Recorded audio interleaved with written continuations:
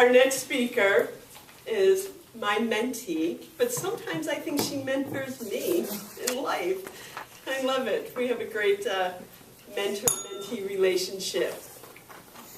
Katlyn Ewens is completing project number 5 from the Humorously Speaking Manual, her humorous speech, the humorous speech.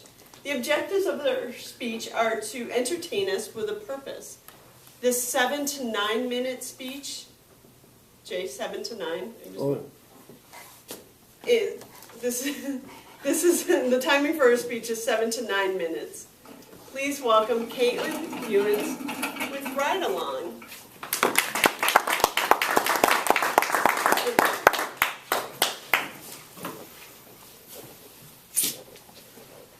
By a show of hands, who has been pulled over by a police officer?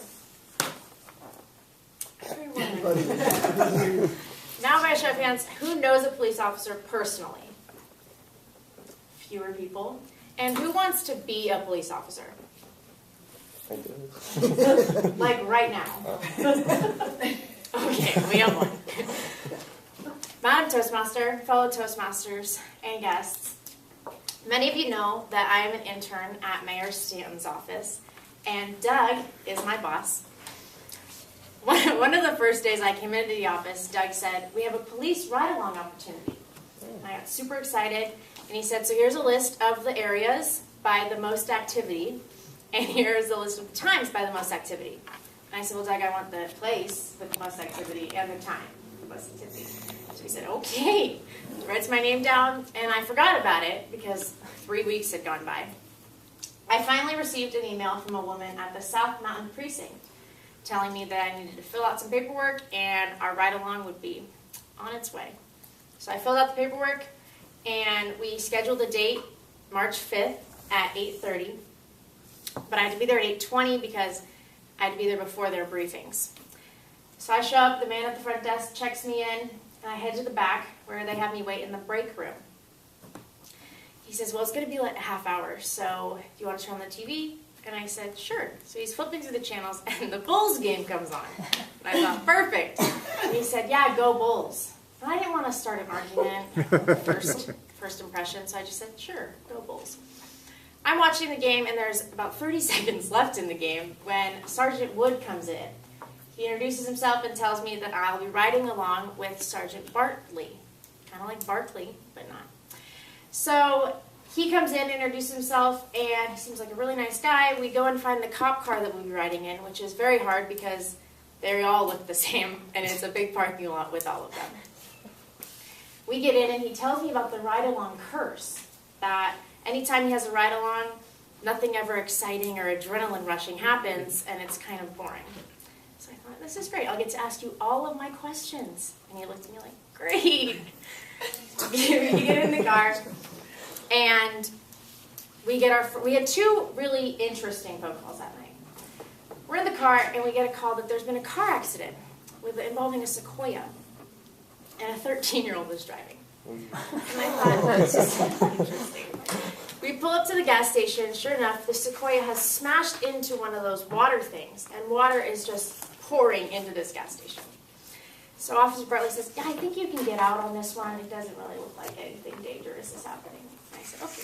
So we get out of the car, and this woman, this large woman with boob tattoos, I guess that's what you would call them, says, "Yeah, my 13-year-old was driving, and he just smashed right into that water thing." It's like, oh my gosh. So Officer Bartley says, "Okay, well, did you go into the Circle K and he just got in the driver's seat?" "No, I was letting him drive. He just got confused between the gas and the brake." It's like a common mistake by a 13-year-old. So Officer Bartley says, "Well, there's nothing I can do about it because apparently he was on private property and going under 5 miles an hour. So we gave the insurance information to the water company, and it was their responsibility now." We get back in the car. We're driving down the road.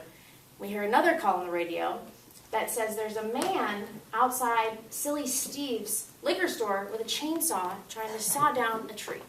Officer Barley says, I've never had a call like this before.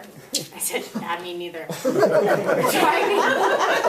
driving down the road, and sure enough, this man, it looks like Texas Chainsaw Massacre on the side. This man has the chainsaw going, and it's a challenge. He is trying to take down a tree that is gigantic. Officer Barley says, I'm going to have you stay in the car for this one, because I've never experienced something like this. I get in the car, or I stay in the car. Officer Bartley goes over, but I roll down my window so I can hear what he's saying. He says, sir, what are you doing? And he said, oh, well, Silly Steve told me that he wants me to cut down this tree. And Officer Bartley said, Silly Steve. He said, does Silly Steve have a last name? No, he just goes by Silly Steve. And he said, okay, does he have a phone number? He doesn't believe in phones. This is a promising story. So apparently we could not arrest him either because we didn't have evidence that he was not supposed to be there. So we were supposed to take his word for it over no word. So he gets his ID and pulls him up, and he doesn't have a record, so we can't arrest him.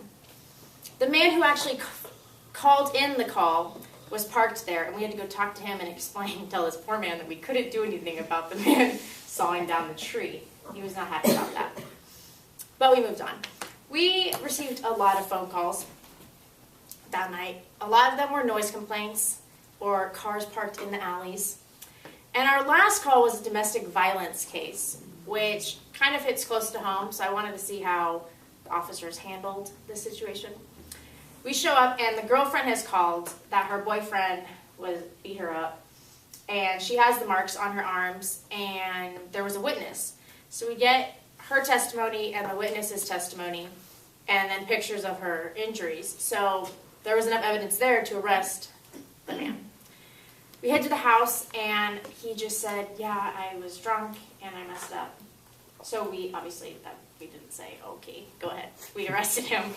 And there were 3 hours of paperwork after that, so my shift was over. This was about 3 in the morning.